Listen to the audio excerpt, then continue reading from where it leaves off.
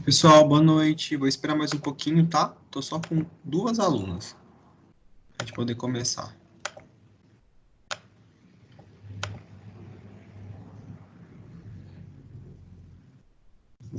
Vou colocar aqui pra gente começar às 7h15, tá bom, pessoal?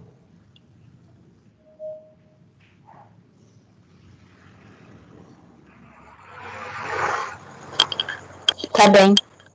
Beleza, então.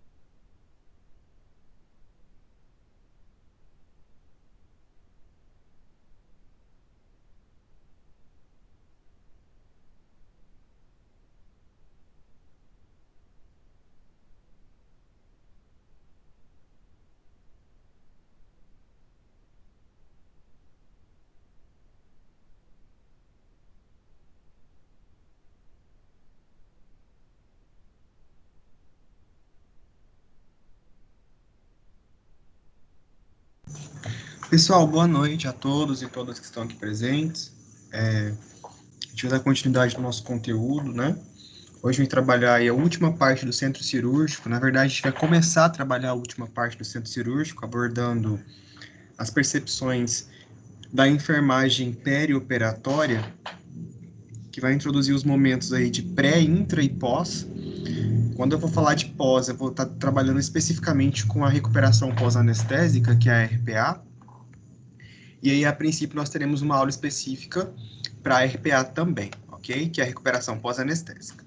Lembrando agora que eu estou fechando a unidade 3, tá? E na próxima aula eu vou fechar a unidade 4. Na verdade, na próxima aula não. Hoje é dia 8, então dia 15 eu vou terminar essa aula, dia 22 eu devo começar a RPA e terminar dia 29. Não se esqueçam da atividade do portal, ok?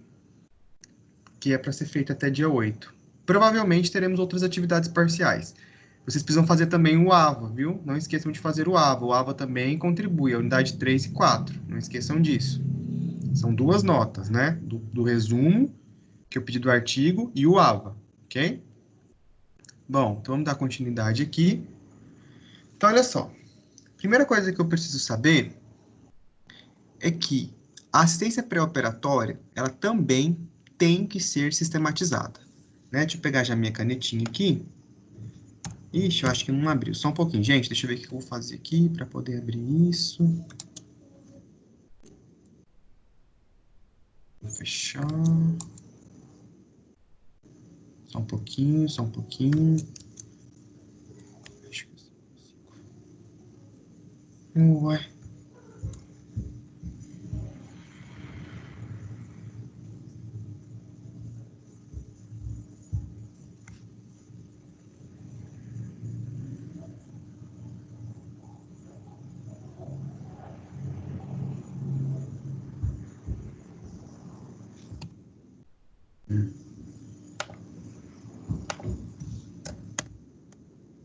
Consegui.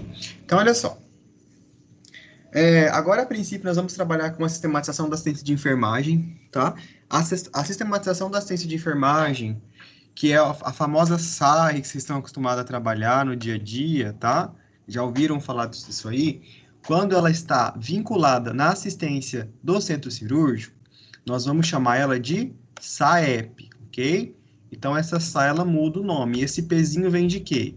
Vem de perioperatório, tá? O perioperatório é justamente um dos 3 momentos, tá? São os 3 momentos que vão acoplar o centro cirúrgico. O pré, tá? O intra e o pós-operatório. São esses 3 momentos aqui importantes. Então, a gente vai começar falando do pré-operatório e o que a sistematização está envolvida neste processo. Tá? Então, o pré-operatório, como diz o próprio nome, né? É o pré. É o momento em que o paciente está condicionado, né, a esclarecimentos de dúvida. É o momento em que ele vai chegar no hospital.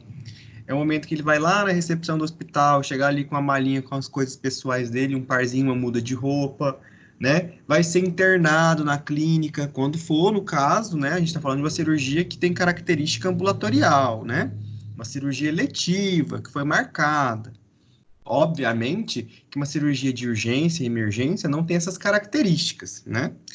Então, olha só, no pré-operatório, então, nós temos que conceituar que o paciente ele vai ter a sua estadia, né, hospitalar, porque o paciente está dentro do hospital, com uma série de receios e dúvidas, né? Por mais que isso tenha sido esclarecido no consultório médico com o paciente, ele vai ter dúvidas agora, a princípio, de como vai ser a sua situação, né? Ele vai ter receio em relação ao seu estado de saúde, né? Ele terá receio a como se vai sentir dor, se não vai sentir dor, se vai sair vivo da cirurgia, por mais simples que seja, ou se vai ter algum tipo de complicação.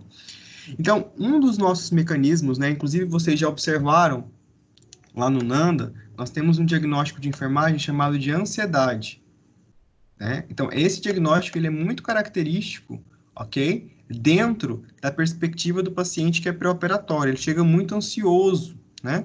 Por conta aí das dúvidas, né? De possíveis medos e de intercorrências. Então, você tem que observar isso no paciente e quando eu tenho um diagnóstico de problema, eu preciso fazer o quê? Eu preciso fazer a prescrição de enfermagem para poder solucionar esse problema, ok? Então, é a etapa aí de, aqui a gente avaliou, fez anamnese, né, avaliou, conversou com esse paciente, percebeu aí essa ansiedade, e a gente tem que partir para quê? Para a implementação, né? Como é que eu posso, então, diminuir essa ansiedade do meu paciente que está aí com medo, com anseios, que inclusive está repercutindo em alterações clínicas evidentes, né? Ele pode chegar com tanto medo, com tanto anseio, ele pode ter uma taquicardia, né? Ele pode ter uma taquipneia, ele pode estar sudoreico, né? Ele pode estar, consequentemente, choroso, né? Então, isso tudo é característico da ansiedade. Então, como que eu posso sanar isso? Só de você fazer orientações e esclarecimentos, o sujeito doente, o paciente, ele já se sente seguro. Por conta de quê? Do seu profissionalismo. Então, é muito comum as empresas privadas hospitalares cobrar do profissional enfermeiro que ele seja o quê? Educado, né? Nem nas privadas. As privadas pegam mais, né? O que é? Educado, cordial, esclarecedor, né? Que explique para o paciente o que é um acesso venoso periférico, o porquê daquele acesso, né? O preparo desse acesso antes de entrar na sala operatória, como é que vai ser esses momentos, porque é uma função nossa, né? Às vezes você, enfermeiro, não especificamente, você irá até o paciente explicitar isso. Mas você pode diagnosticar a ansiedade e prescrever como cuidar de enfermagem para o técnico de enfermagem, orientações e implementações segundo as angústias e anseios do paciente, né? Então, é muito assim, mecânico o paciente chegar lá, e aí você quer que ele vai ser operado, o técnico faz isso todos os dias, né? Mais um, fura, né? Você vai cirurgia, tira a roupa, né? Vira de costas, veste isso aqui, vamos para a maca. Não é assim, né, gente? Nós temos que entender que nós estamos lidando com a integralidade do cuidado, numa perspectiva de ser humano, e isso, né, está dentro do cuidado da enfermagem, cuidar do psique, do emocional, né, esclarecer. Se eu posso, então, cuidar desse emocional esclarecendo dúvida, por que não? E aí eu preciso colocar isso no papel, que isso foi feito. E como é que eu vou colocar isso no papel? Através da prescrição de enfermagem. Poxa, eu tenho até um diagnóstico de enfermagem para isso, que é a ansiedade. Então, o que eu tenho que fazer com a ansiedade? Qual que é o meu objetivo? Né? Diminuir a ansiedade. Né? Isso aí é o que? É meu objetivo, é o meu NOC. Né? E qual que é meu NIC, minha intervenção, que é a prescrição de enfermagem? Esclarecer dúvidas sobre cirurgia. Né? Recepcionar o cliente, certo? Cordialmente. Isso é cuidar de enfermagem, gente.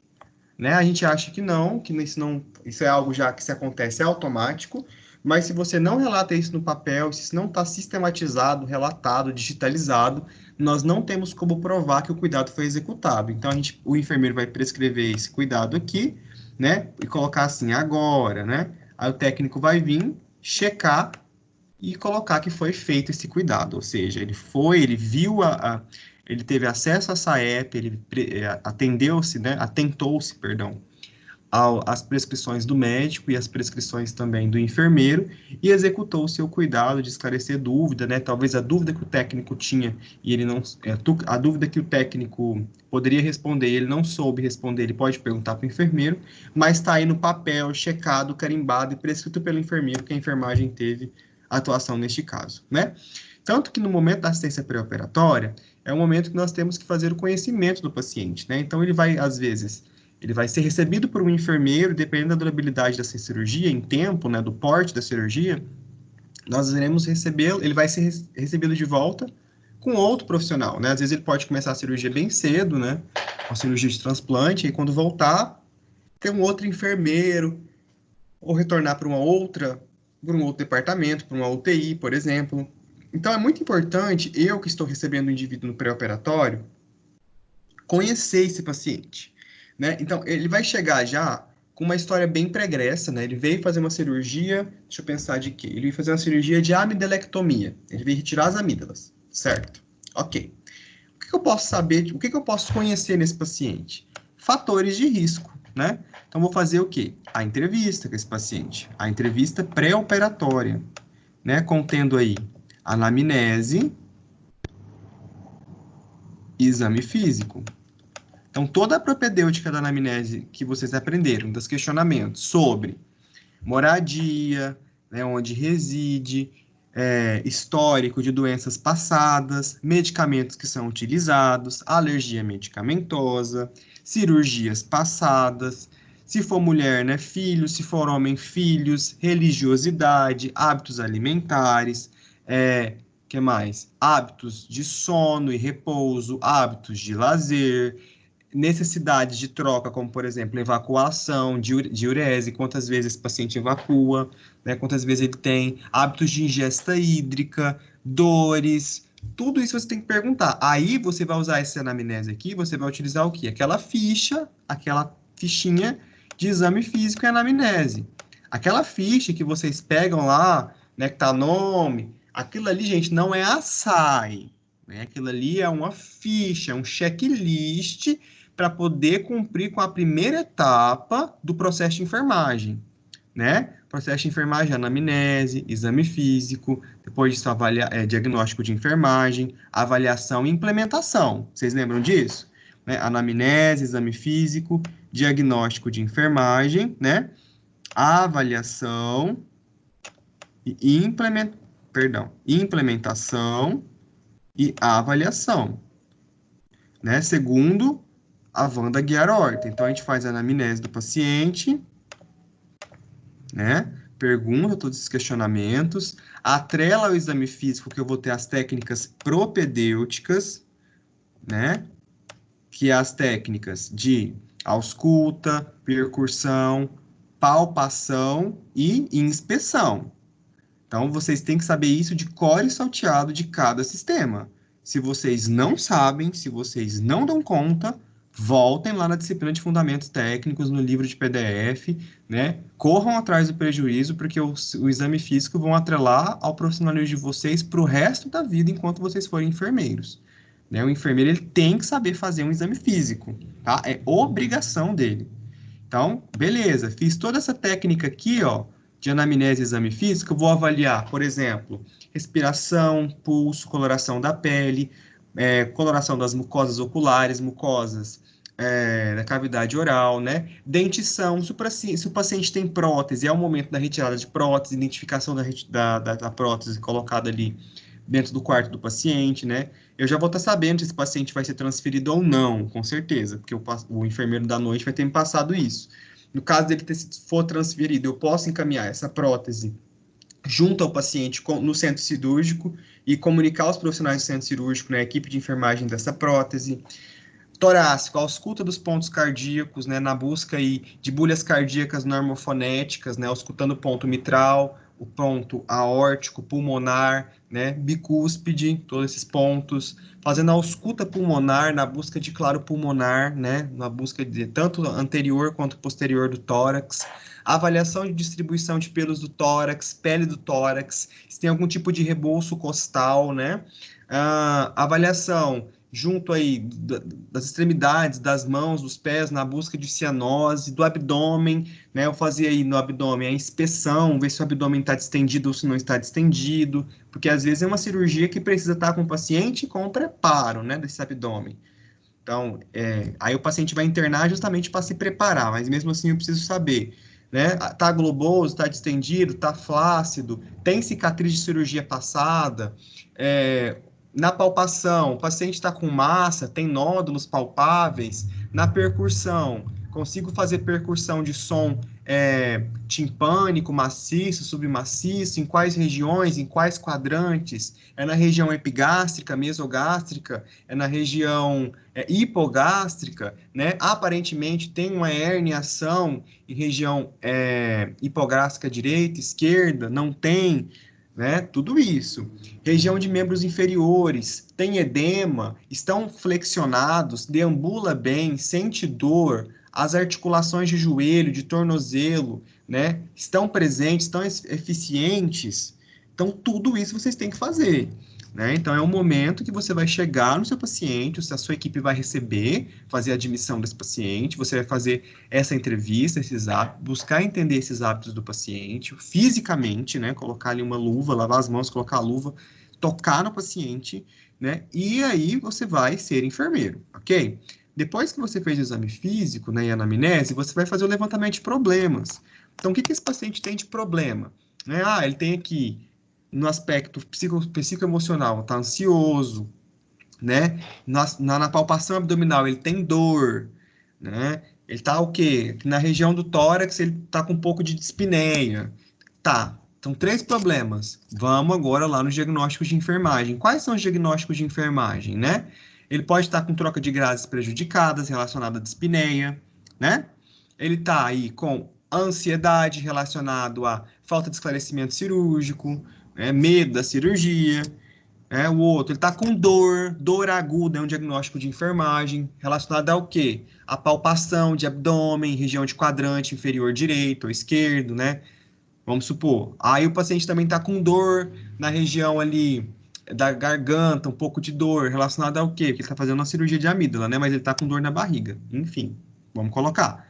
Tá com um pouco de dor, também é dor aguda, região de cavidade oral, de tonsilas palatinas, né? Aí você pede para poder verificar, pega ali a lanterninha, pega uma espátula para poder ver essa garganta, como é que tá tudo isso, porque isso vai ser achados que vão condizer se o paciente ainda vai fazer cirurgia ou não, né? Imagine se o paciente chega na cirurgia, chega no dia da cirurgia com uma infecção de garganta, né? Ou uma amidalite leve.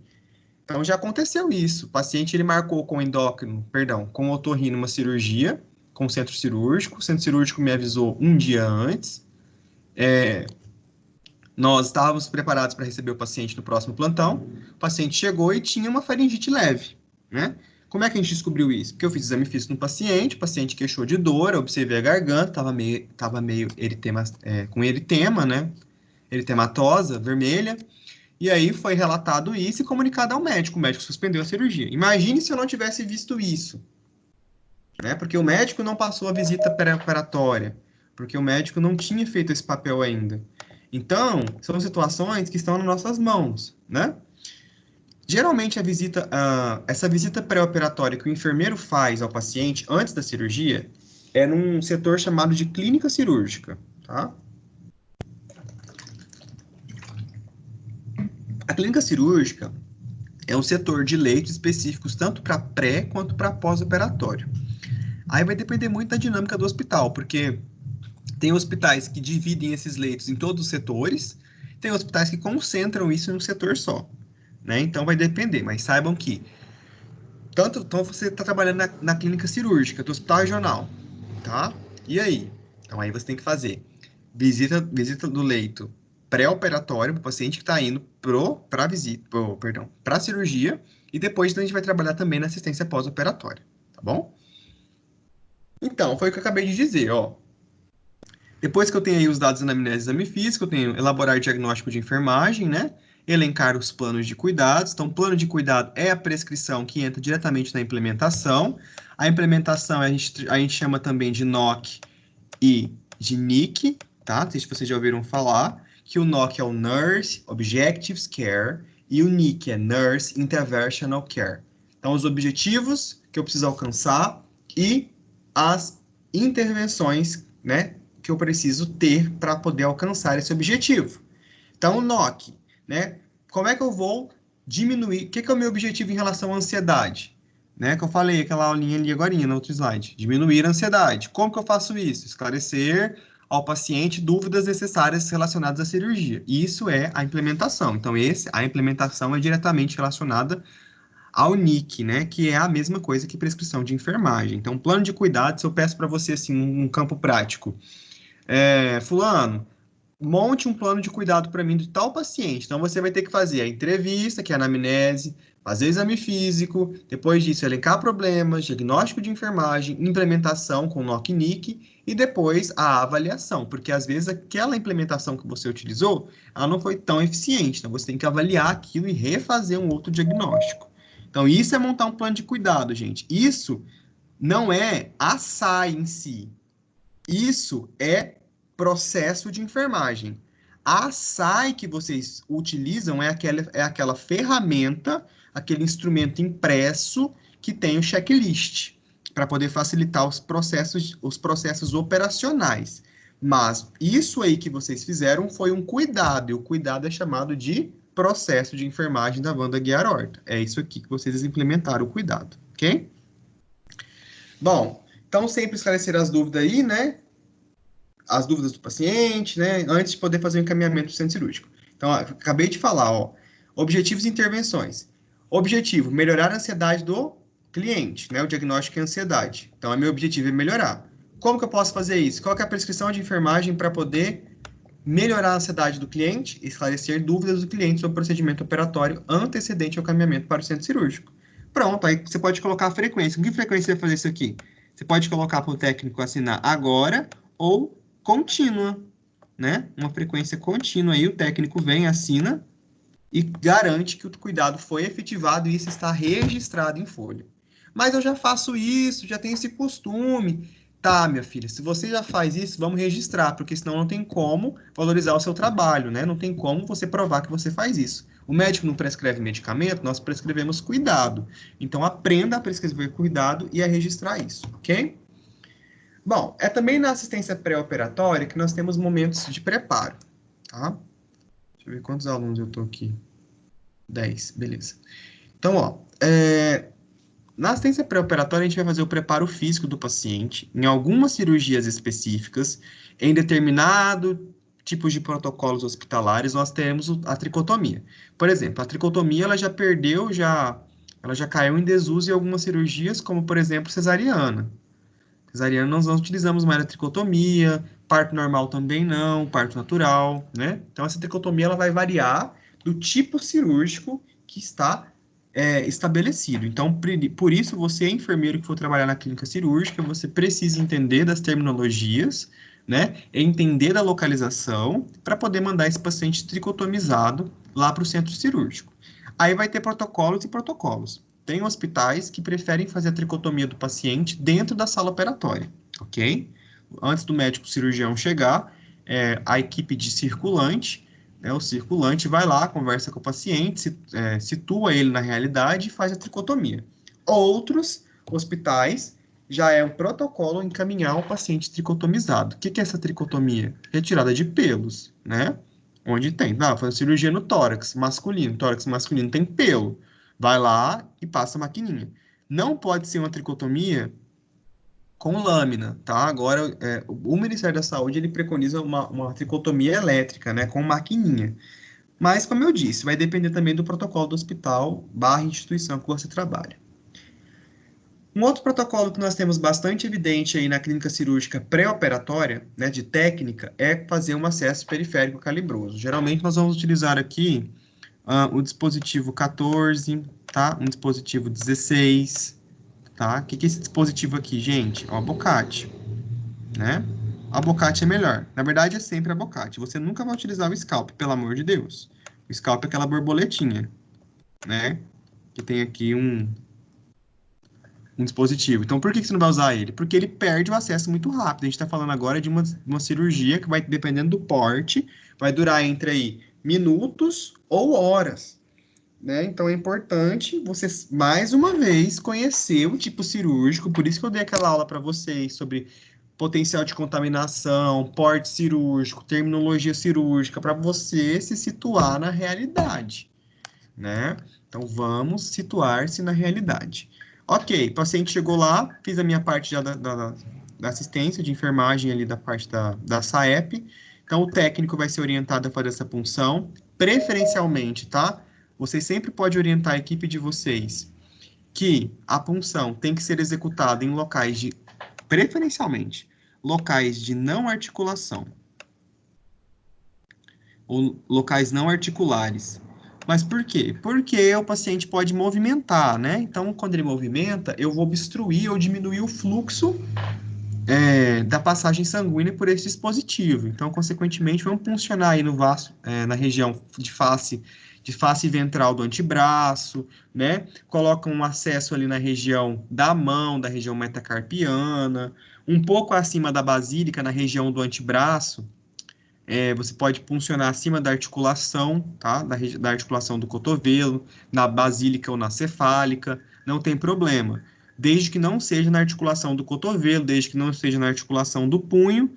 Por que não? Porque eu tenho aí um movimento, esse movimento ele pode obstruir, causar uma obstrução desse dispositivo, ok?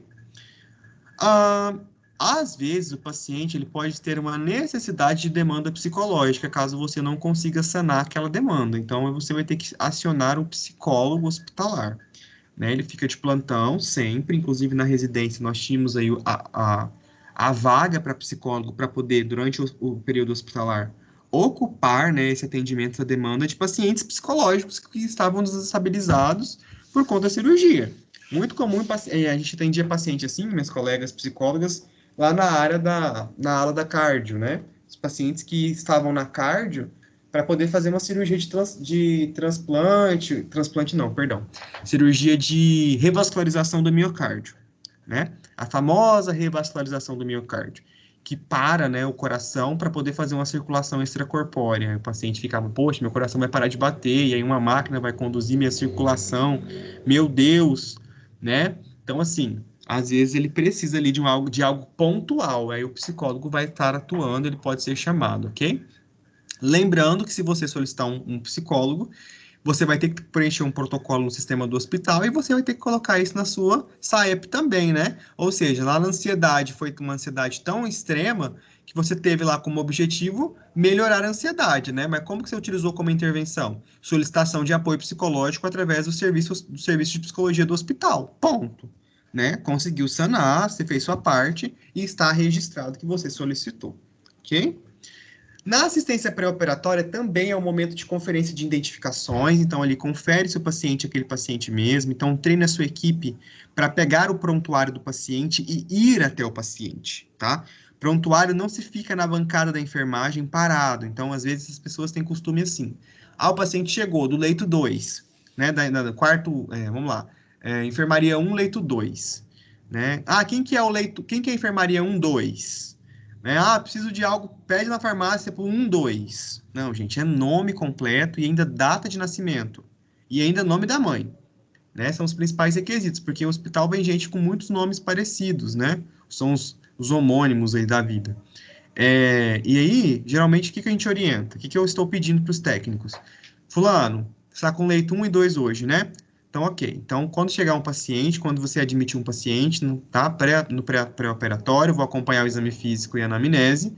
E aí, eu quero que você depois pegue o prontuário aqui dele com os documentos, chegue até o paciente, né? Eu já vou ter feito isso, mas o técnico tem que aprender a fazer isso também, para você conseguir dar autonomia de trabalho para ele. E você vai orientar. Olha, cheque o nome do paciente com o prontuário, né? Pergunta se fulano, você chama Paulo Eduardo Bastos? Sim, sou o Paulo Eduardo Bastos. Qual o seu nome? Ah, Paulo Eduardo Bastos. É melhor perguntar ainda para o paciente qual o nome, porque às vezes o paciente ele pode estar meio ali tão conturbado que ele pode falar, eu chamo Teodoro da Fonseca e lá está Paulo Eduardo. Né? Então, qual o seu nome? Bom dia, qual o seu nome? Paulo Eduardo Bastos. Ah, muito bem, Paulo Eduardo Bastos, né? Aí você vai conferindo os dados, inclusive esses dados têm que ser identificados na recepção também. Na recepção, o paciente já vai chegar lá na recepção hospitalar com essa identificação, com os documentos, né, com uma pulseirinha de identificação também, com risco aí de queda, essas coisas todas. Então, sempre eu preciso fazer essas identificações, então não somente do nome, né, a princípio, então data de nascimento também, e nome da mãe. Depois que eu identifiquei esses dados pessoais, eu preciso identificar o quê? A cirurgia, tá? Conferir essa cirurgia. Se o povo no centro cirúrgico, se as pessoas, os profissionais do centro cirúrgico errar, aí não é por falta de conferência da gente. Então, assim, gente, conferiu na clínica, você está na clínica cirúrgica, está no pré-operatório, conferiu, relata no prontuário do paciente. Não tem as nossas anotações de enfermagem? Não tem a evolução de enfermagem? Então, você vai colocar lá, identificado o paciente conforme o protocolo de segurança de checagem de cirurgia segura, ou protocolo de segurança de cirurgia segura. Foram checados, ou você pode colocar assim também, foram checados os seguintes dados: nome completo, data de nascimento, nome da mãe e a cirurgia que será realizada pelo paciente. Por quê? Se acontecer algum problema de que você não fez a checagem, mandou o paciente, né? Ele chega lá, ele opera a perna esquerda e tem que operar a direita, você tem seu respaldo que você relatou. Então, se você tem dificuldade de escrever, é o momento para você começar a treinar. Eu costumo dizer que o enfermeiro ele tem que ter algumas habilidades, né? Ele tem que ter algumas coisas. É igual aquele filme Mestre do Ar, que ele faz o domínio do vento, do fogo, do ar, vento, fogo, ar e água, né? Para poder você dominar a sua profissão enfermeiro, você tem que dominar a fala, você tem que saber falar, você tem que saber escrever, tá? E sem falar disso, você tem que saber planejar e intervir. Então, falar é o primordial. Escrever, planejar e intervir. Isso são as bases do enfermeiro. Isso é coisa da minha cabeça. Eu que criei isso, tá, gente? Eu defino a minha profissão assim. O que para mim que é ser enfermeiro para mim? É falar, é saber escrever, é saber planejar e saber intervir. Porque quando eu falo em intervenção, eu estou falando intervenção do cuidado ou intervenção imediata, né? Ou seja, é uma intervenção. Eu tenho que saber qual delas ser utilizadas, tá? Quando eu falo de falar, eu preciso falar com o paciente e vou falar com equipe, né? Então, eu vou falar com equipe de técnicos, eu vou falar com equipe multiprofissional, eu vou falar com equipe médica, eu vou falar com equipe assistencial, de apoio assistencial, né? Eu vou falar com funcionários da recepção, eu vou falar com médicos reguladores, eu vou falar com transporte, né? Que às vezes é paciente que vai vir transportado ou do APH, né? Eu vou falar com a família, eu vou falar com o paciente. Então, para cada tipo de fala, eu tenho que ter na minha cabeça uma perspectiva de palavra específica, né? Então, eu não vou falar com o médico, o paciente fez um cocô, né? Vamos utilizar uma terminologia, né? O paciente acabou de evacuar, doutor. A evacuação dele está pastosa, né? Tem característica de melena, está rubra. Então, assim, dominem isso. Isso vocês vão dominar como? Lendo, estudando. Não é só estudar aqui hoje, na sexta-feira, até as 8h30. É depois de hoje, continuar até as 10. É rever no sábado, no domingo, na segunda.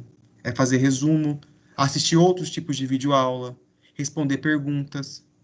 Então, porque senão vocês não vão dominar a gente. Se vocês ficarem só com essa 1h30 que vocês têm comigo toda sexta-noite, não vai ser o suficiente para vocês serem bons profissionais, ok?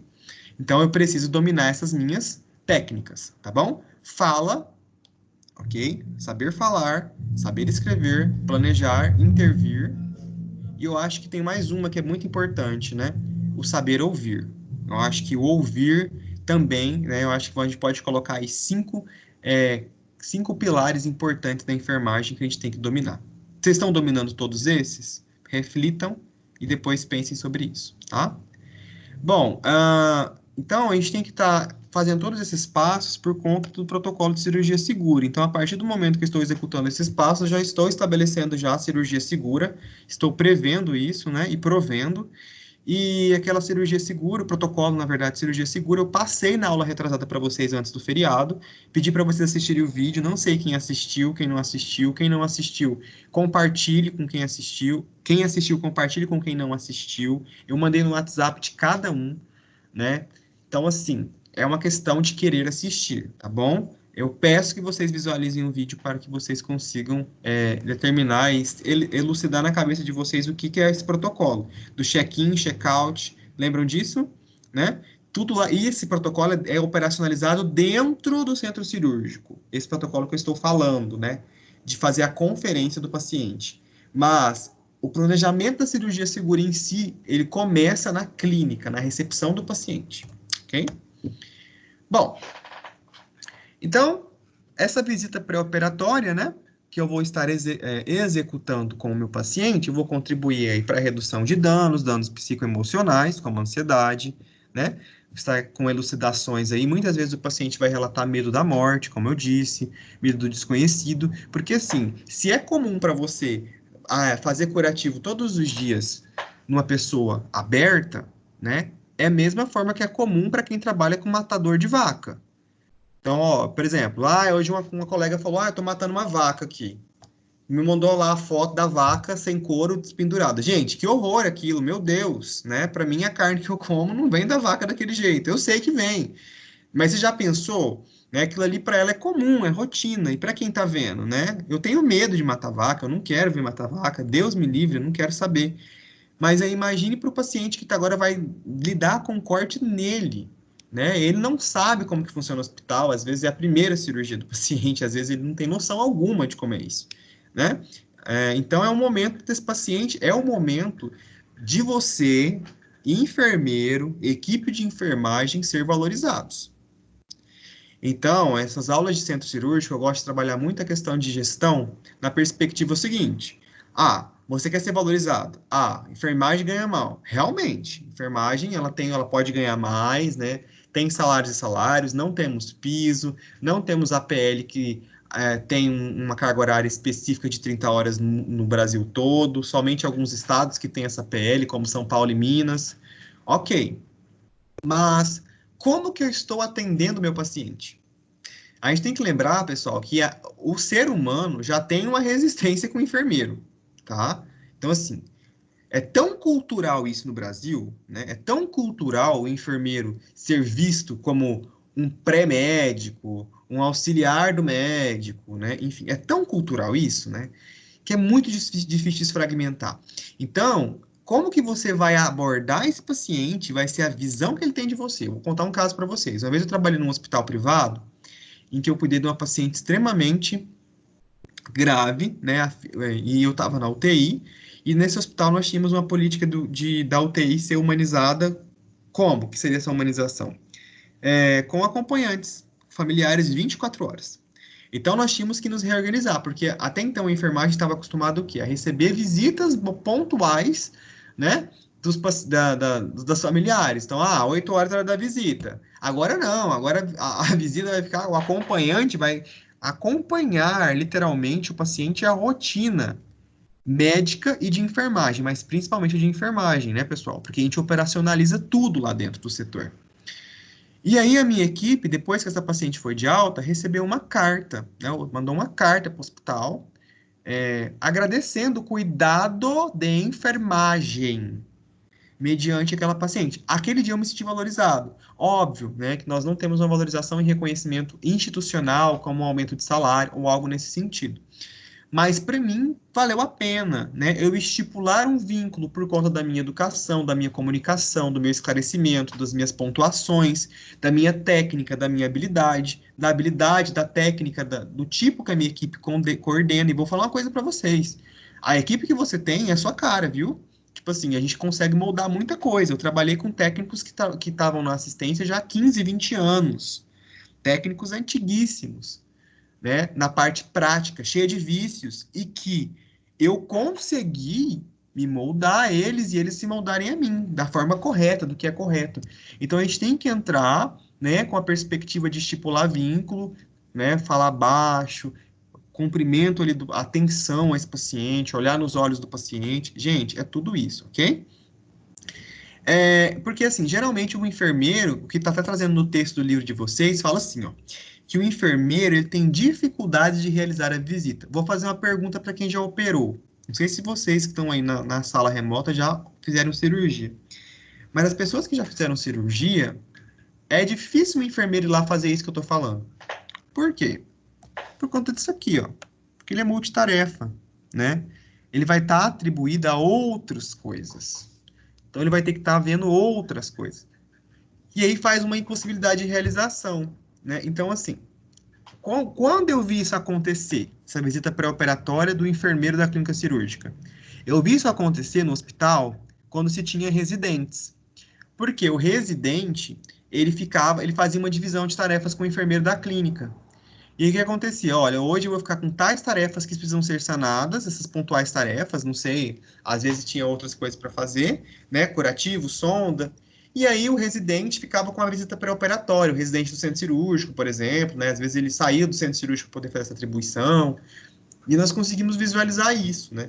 Mas a nossa realidade, em hospitais públicos principalmente, o que funciona hoje, o que é errado, né, entre parênteses aí, é simplesmente o ato admissional. Então, o paciente chega, é posicionado num leito, é puncionado, identifica a punção, passa alguns minutos, chama o maqueiro e encaminha o paciente para o centro cirúrgico, o paciente está no centro cirúrgico. Ok, é isso, tá? Não estou dizendo que vocês precisam, né, chegar no seu primeiro emprego e sair fazendo a radicalização de tudo, mas tentem fazer o que vocês conseguem fazer para dar qualidade, tá bom? Eu sou professor de vocês, estou aqui qualificando vocês para isso, né? Estou trazendo minhas experiências, trazendo aí o que eu já vivenciei enquanto enfermeiro, enquanto acadêmico, enquanto residente, para vocês perceberem o quanto é importante nós fazermos o trabalho da gente com qualidade, tá bom? Como que eu posso... Aqui, o texto, né, ele é baseado, o texto do livro de vocês é baseado em um artigo. O autor do livro, ele tirou de um artigo, e lá no artigo fala assim, na seção 3.1, que uma das possibilidades de poder realizar a visita pré-operatória é que o enfermeiro da clínica cirúrgica, ele realize cronogramas. Ótimo, é uma ótima ideia, tá? Então, olha só. Então, vamos pôr aqui que, sei lá, uma vez por semana ele faça essas visitas, tá?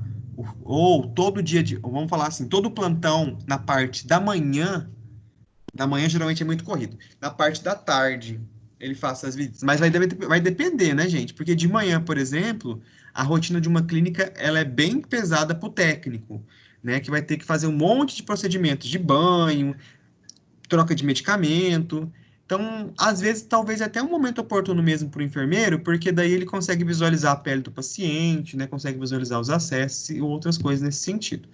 Eu não sei qual vai ser a realidade de vocês no futuro, não sei qual hospital vocês vão trabalhar, se muitos não vão trabalhar, se vão querer trabalhar em saúde pública, né? Ou hospitalar, enfim. Eu só quero que vocês entendam que façam o trabalho de vocês bem feito, ok? Bom, no momento pré-operatório é muito característico também a solicitação médica de exames bioquímicos, tá bom? Então, esses exames, eles têm uma responsabilidade de ser avaliados pela equipe multiprofissional, ok? Então, olha só, você quanto enfermeiro, você, meu querido, minha querida, que acha que enfermagem não tem que saber interpretar exame, tem sim, tá bom?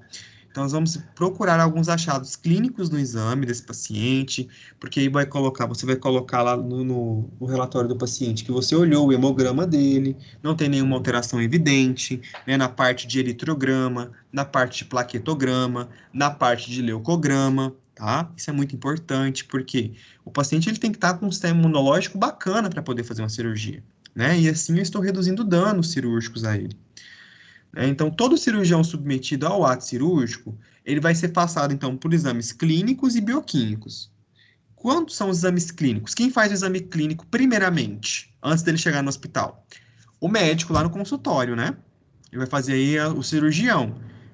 Aí o cirurgião vai solicitar o quê? Um risco cirúrgico, né? Esse risco cirúrgico vai ter aí o raio-x, o ECG, o hemograma, né? Que é o eletrocardiograma, aqui o raio-x, e o hemograma, esses aí. E outros específicos, alguns bioquímicos. Eu nunca vi anestesista fazendo avaliação.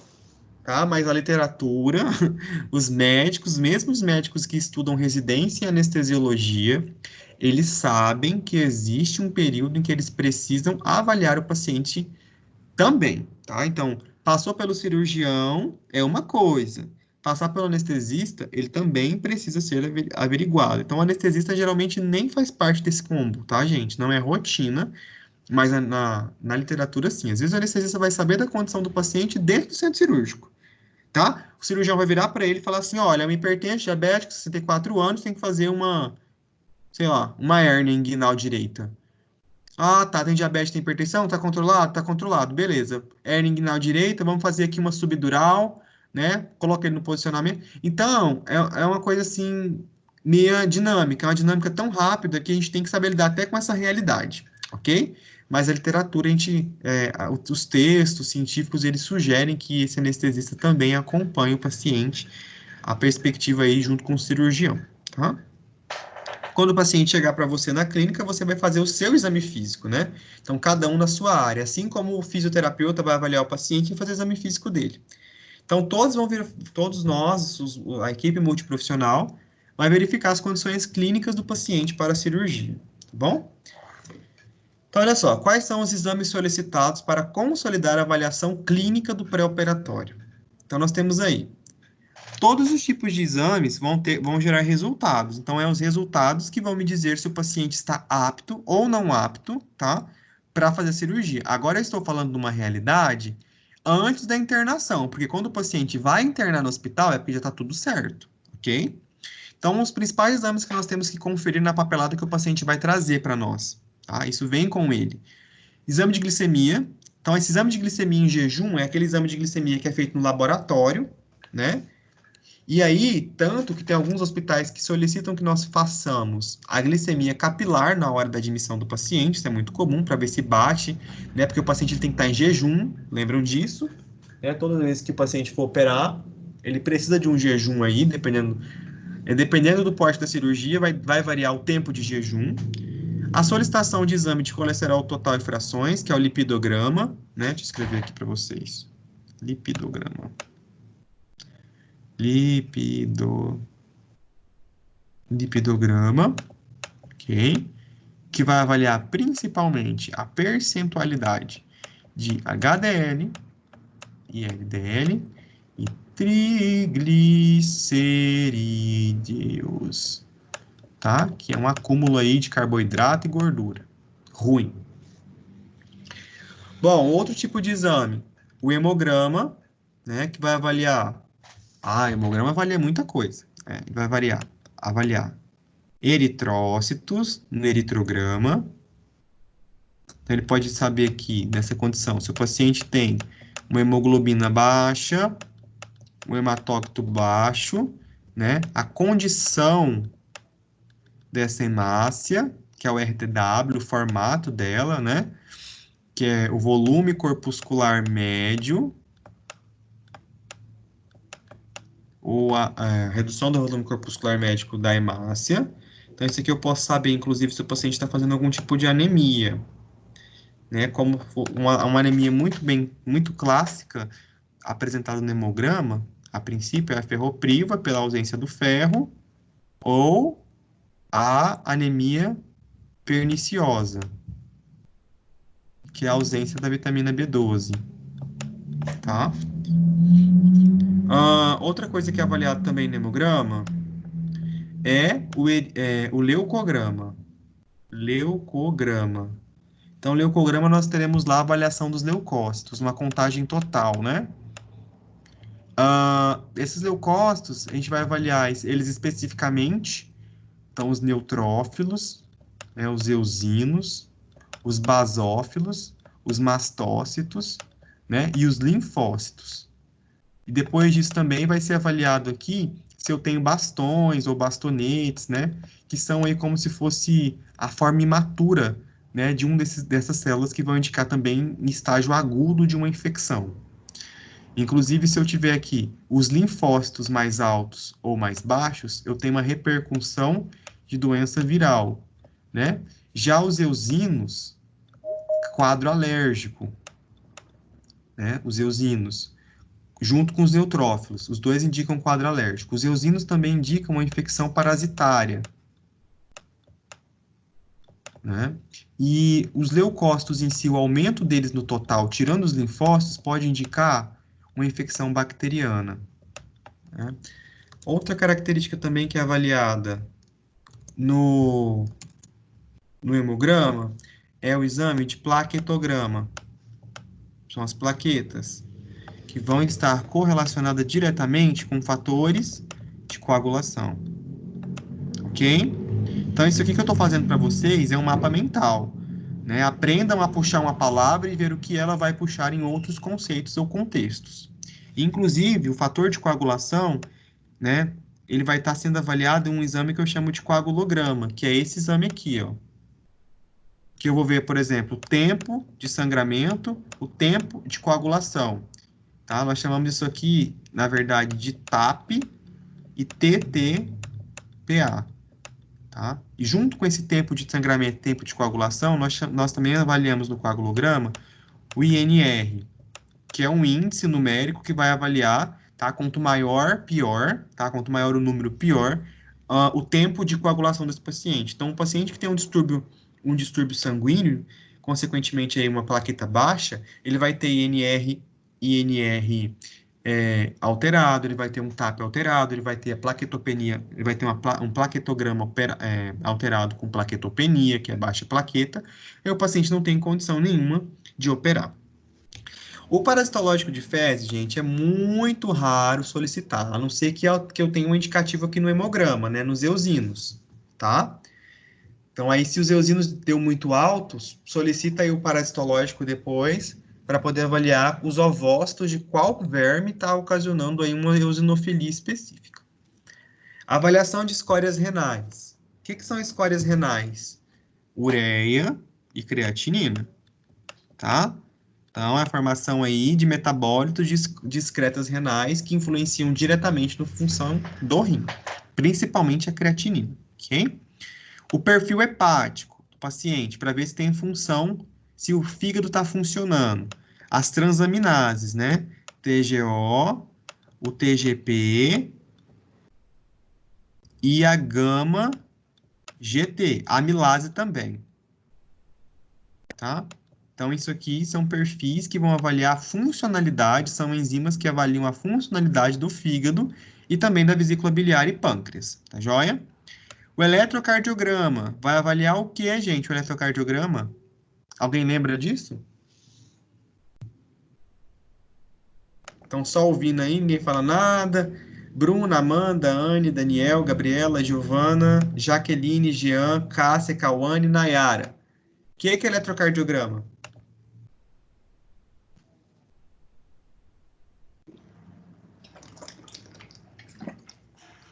Ninguém sabe? Que bonito. Ninguém sabe me dizer o que é um eletrocardiograma? Meu Deus do céu. Vocês estão aí, gente? Vocês estão aí só em corpo presente? Vocês não estão? Acho que não, hein? Vou fazer chamada. Quero só ver quem tá aqui agora. Cadê a Bruna, Luísa? Amanda, Anne, Daniel, Gabriela, Giovana, Oi. Jaqueline, Jean, Cássia, Cauã.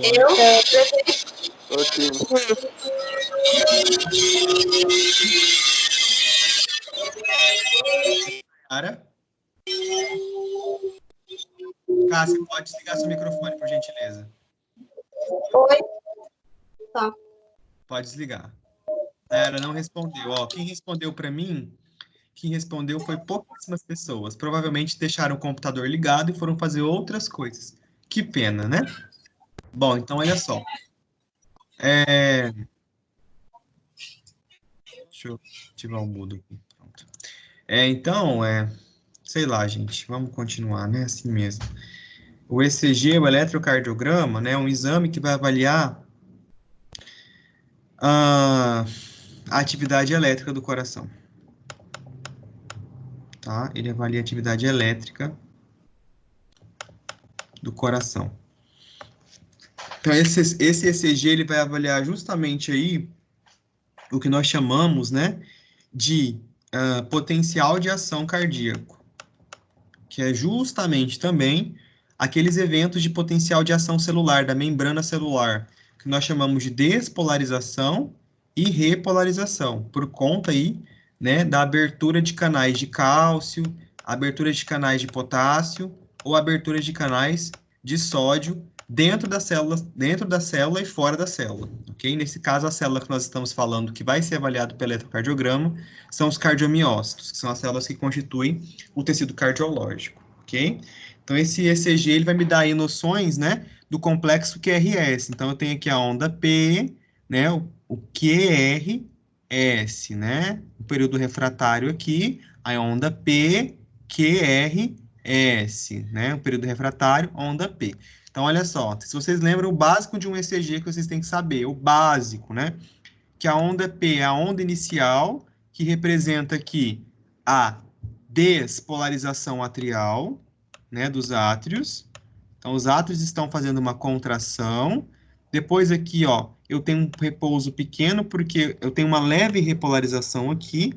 E aqui na minha onda Q, né, na minha onda Q, eu tenho, ó, uma abrupta despolarização, ou seja, uma contração de ventrículo, tá? Principalmente ventrículo esquerdo, tá? Então, o QRS aqui é a despolarização ventricular e depois a repolarização ventricular. Então, QR, né? QR e o S, né? Que ele já vem aí diminuindo o seu potencial de ação. Aí eu tenho aqui o segmento ST, que é o espaço aqui de refratário que nós chamamos de momento de repolarização também. E, novamente, aqui reinicia aí todo o processo com a onda P, ok? Por exemplo, quando eu tenho alteração aqui da característica do complexo QRS, se for um complexo QRS alargado ou um complexo QRS muito estreito, eu posso ter características de frequência, né, de frequência cardíaca, que pode induzir a um tipo de arritmia cardíaca, né, como, por exemplo, aí uma fibrilação atrial, ou uma, vamos pensar aqui, um bloqueio de ramo, né? Enfim, são características que o ECG ele vai mostrar o seguinte para o médico, o cirurgião. Se esse paciente. Né, professor? Hã? A gente está tendo essa aula com o Vinícius e a Aline. Ah, que bom, aí tá vendo? Tá tudo atrelado, né? Pessoal, só um instante, peraí, só um pouquinho, já volto. Acho que tem alguém me chamando aqui. Peraí, 5 minutos.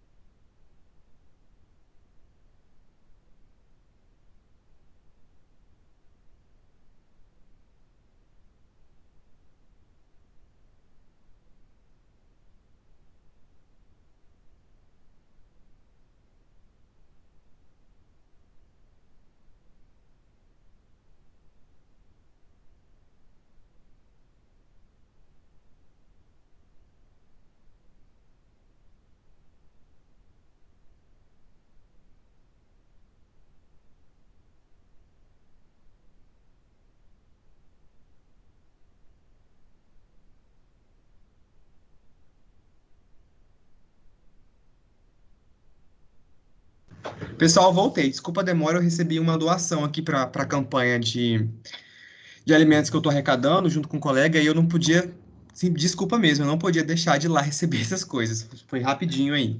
Então, quem disse para mim que tá vendo isso aqui com a Aline e com o Vinícius? Quem falou isso? Foi a Anne.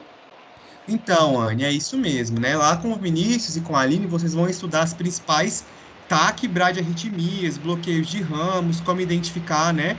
Todo esse tipo de contexto, porque que é justamente o eletrocardiograma que vai mostrar, tá bom?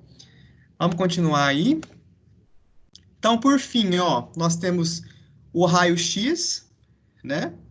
O raio-x, ele vai indicar o que é PA e PL? É perfil anterior e perfil lateral. O raio-x vai me mostrar algumas coisas, algumas coisas foi ótimo. Estruturas anatômicas, tá? Ou seja, estruturas anatômicas que eu preciso observar dentro do nosso mediastino, como, por exemplo, o tamanho do coração, né? Se o ápice do coração está para a esquerda, dentro do mediastino, que é o comum, né? Eu vou observar aí as cúpulas pulmonares, né? Então, ó, essas cúpulas aqui, elas precisam estar deste formato. Eu consigo visualizar o diafragma, né? Consigo observar a traqueia, brônquios, e aí eu tenho uma ideia de funcionamento desse trato. Então, por quê? O paciente, às vezes, ele pode fazer uma parada na cirurgia, pode ser uma cirurgia simples, ele pode vir a parar mesmo assim, e eu precisar de intubação. E aí eu preciso garantir que essas vias estejam preservadas, tá bom? E por fim, né, os eletrólitos. O que são eletrólitos, prof? São os nossos íons, né, que a gente vem trabalhando desde a época do CMC lá, né? Então aqui, ó, é o sódio, né, o potássio, o cálcio, o magnésio, né, o ferro. Principalmente sódio, potássio e cálcio são extremamente importantes em muitos mecanismos fisiológicos do corpo, como por exemplo, ó, a nossa potencial de ação, tá? Então eu tenho que avaliar isso porque eu tenho que ter uma ideia. Ó, o paciente está com bom sódio, bom cálcio, bom potássio, então ele está realizando bom potencial de ação, ele tá fazendo fisiologicamente uma boa repercussão, né? Então é uma ideia de todos os perfis para a gente poder entender a sua capacidade de cirurgia. Lembrando que tem cirurgias mais específicas que irão pedir, por exemplo, o ecocardiograma, tá? Esse ecocardiograma é um exame de imagem que vai avaliar as câmaras cardíacas, as válvulas, é uma visualização mais interna do coração, tá bom? E aí a espirrometria, que é uma avaliação, é um exame também gráfico, né? Ele é feito, o laudo dele é em gráfico e imagem, para poder verificar a capacidade de distensão e expansibilidade desse pulmão, tá bom? Então, esses os exames solicitados para consolidar a clínica do pré-operatório, certo? Bom, depois que eu fiz a avaliação pré-anestésica, o anestesiologista, ele também tem que fazer uma avaliação pré-anestésica, tá? Ó, perdão, gente, é pré-operatória, né? Ai, desculpa. Agora eu estou falando da avaliação pré-anestésica. Então, no pré-operatório existe a avaliação pré-anestésica. Quem que faz essa avaliação pré-anestésica é o anestésio, né? Pré-anestésica, anestesiologista, é ele que vai fazer a aplicação. Então, ó, ele vai identificar complicações. Por exemplo, né? Ele pode estar passando ali no quarto do paciente, perguntando se o paciente tem alguma alergia medicamentosa, né? Ou então, gente, o que vai acontecer? Ó, vou falar para vocês o que eu lembrei agora. É muito comum o anestesista, se for para ele poder passar uma visita, ele nem vai até o paciente, ele vai até a enfermeira ou o enfermeiro e pergunta do paciente, tá?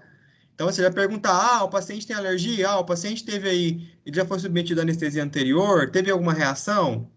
Aí você fica lá com a carona de bobão porque você não soube responder, porque você não fez o exame físico no paciente, você não fez a anamnese. Então, dê esse respaldo, né? Então, assim, querendo ou não, o anestesista ele também tem uma correria, né? Ele tem a rotina dele. Então, se ele passou ali pelo menos para poder saber, eu já estou garantindo que o meu paciente tem uma cirurgia segura, porque o profissional passou, conversou comigo e eu consegui responder às suas necessidades. Então, não, doutor, ele não teve nenhuma cirurgia, a primeira cirurgia desse paciente, ou ele teve sim, ele teve 3 cirurgias pregressas, né? Dessas 3, ele fez 2 subdurais, uma geral, não teve nenhuma reação relatada pelo paciente, não tem alergia, nega alergia medicamentosa de qualquer tipo. Pronto, o cara já vai dar credibilidade para você, velho. Entendeu? Então você já vai ter aí, pô, o enfermeiro soube responder, legal, bacana, você já está tratado bem, tá? Então, sempre responder aí. Isso tudo conceitua, tá, a nossa assistência de enfermagem pré-operatória, ok? Agora eu vou deixar umas atividades de fixação para vocês, espero que vocês consigam copiar aí, porque depois a gente vai falar da enfermagem intraoperatória, tá? Na próxima aula, na semana que vem. Eu vou digitar vou pegar aqui, na verdade, as questões e já passo na tela para vocês copiarem, certo? Só um instante.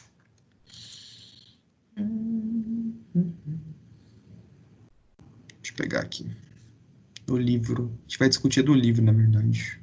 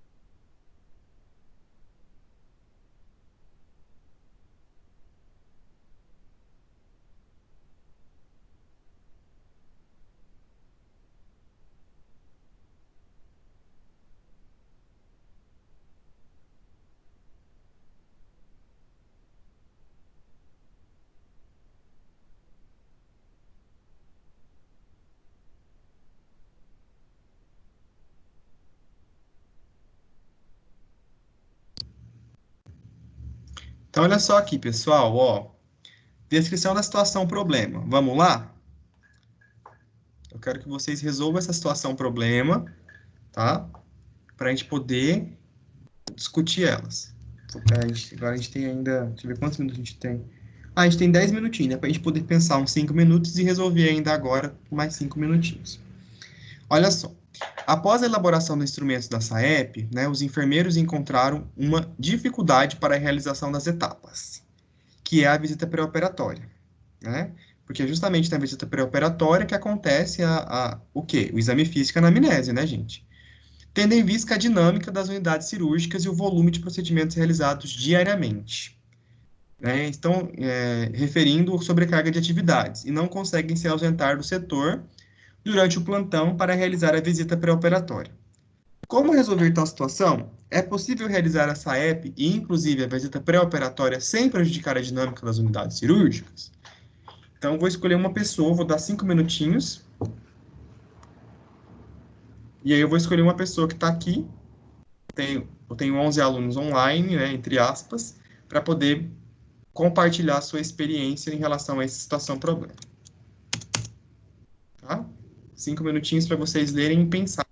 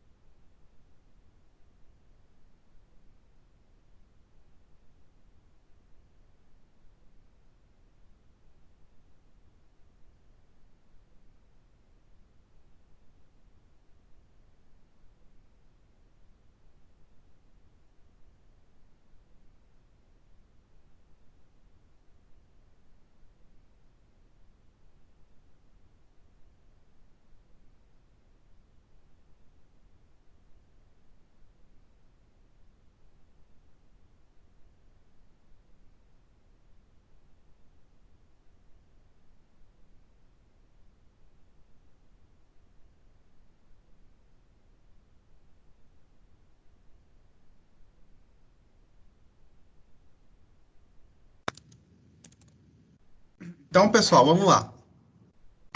Lendo mais uma vez a situação do problema, para quem acabou de chegar.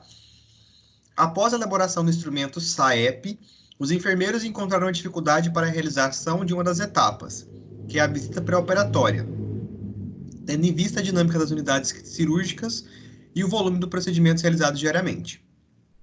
Estão se referindo sobre carga de atividades e não conseguem se ausentar do setor durante o plantão para realizar a visita pré-operatória. Como que resolve essa situação? É possível realizar a SAEP e, inclusive, a visita pré-operatória sem prejudicar a dinâmica do serviço? Sim, é possível, né? Nós temos a resposta aqui, ó. Olha só.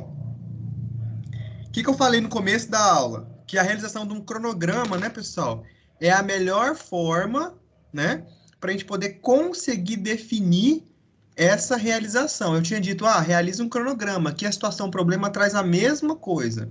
Então, realiza um cronograma, né, para atividade de visita e define os dias da semana e plantões para cada enfermeiro. Quem que vai realizar esse cronograma é a gestora da unidade cirúrgica, ou seja, a coordenadora cirúrgica ali, tá? Ela vai colocar, hoje a enfermeira Érica tá no plantão de tal dia da Érica, no plantão do Paulo, no plantão do Eduardo, no plantão do João, vai realizar tantas visitas para mim, ok? E aí nós conseguimos atribuir aí e adequar, tá, a escala para que não fique aí com a ausência do profissional e consigamos suprir também a necessidade dos plantões, né, durante esse momento de internação, ok? Então, quem pensou aí, a princípio, realização do cronograma, a gente tem uma escala desse cronograma, a efetivação da escala, acertou, ok? Bom, para a aula que vem, nós vamos adentrar, então, em relação à enfermagem dentro do centro cirúrgico, como que é a enfermagem dentro. Nós falamos, a princípio, só da gestão, né, da parte administrativa. E agora a gente vai falar quais são os cuidados de enfermagem intraoperatório, lá dentro da sala operatória, aqui junto, ó, do pessoal da equipe cirúrgica, né, do anestesista, do instrumentador, tá? Qual vai ser essa nossa função? Agora eu abro para dúvidas. Alguém tem alguma dúvida? Precisa que eu volte a alguma parte do conteúdo? Não. Não. Tá tranquilo? Tranquilo. Tá, vamos relembrar um negocinho aqui. A prova oficial de vocês, a prova oficial 2, né? A disciplina ela é DIB, aquela disciplina que é meio-meio. Eu não sei como que vai acontecer ainda, mas lembrem-se que a oficial 2, a princípio, quem produz ela é a faculdade, não sou eu, tá? Vocês lembram disso, né? Que a oficial 1 fui eu que produzi, né? A parcial 1 e 2 sou eu. As atividades é para entregar até hoje o resumo da parcial 2, junto às atividades da unidade 3 e 4. Se eu ver aí que tá meio difícil, meio perrengado, eu posso estender o prazo um pouquinho, mas tentem até hoje entregar a unidade 1, a unidade 3 e 4 feitas, atividades do AVA, mais o resumo do artigo. Isso vai contabilizar como 2 atividades parciais diferentes na parcial 2, tá bom? Como ninguém tem nenhuma dúvida, tá tudo tranquilo, estão preparados para a semana que vem, finalmente aí o nosso sextou, tá bom, gente? Vocês estão liberados aí para poder descansar ou terminar as atividades para poder me entregar até as 23h59 dessa noite, tá bom? Fiquem com Deus, um excelente final de semana. Até a semana que vem. Tchau, até. Tchau. Tá bom. Até, professor.